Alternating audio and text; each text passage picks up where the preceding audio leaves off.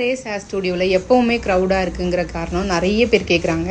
நம்ம கஸ்டமர்ஸ்கிட்டே கேட்கலாம். மேம், நீங்கள் ரேஸை சூஸ் பண்ணதுக்கான காரணம், ரிப்பீட்டாக வரதுக்கான காரணம், இங்கே எவ்வளோ நாளாக வரீங்க? நான் 1 வருஷமாக வந்துட்டு இருக்கேன். Okay ma'am.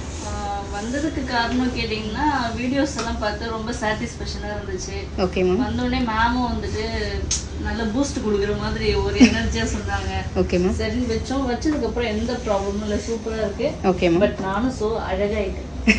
ரிப்பீட்டாக இங்கேயே கண்டினியூ பண்ணுறீங்கல்ல? ஏன்னா இப்போ நிறைய பேர் பக்கத்தில் வந்துருச்சுன்னு சொல்கிறாங்கல்ல. நீங்கள் எங்கள் ஊர்லேயே இருக்கு. நாங்கள் செஞ்சில் மேல்மலையனூர்ல இருந்து வரோம். செஞ்சிலே இருக்கு.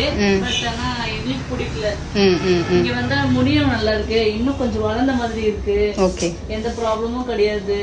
சரி, ஓகே. புதுசாக வரவங்களுக்கு என்ன சொல்லுவீங்க மேம்?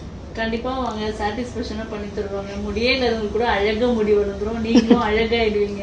ஓகே, நீங்கள் எங்ககிட்ட கொடுத்த பேமெண்ட் வந்து ஒர்த்துன்னு நினைக்கிறீங்களா? ஒர்த்தா? இன்னும்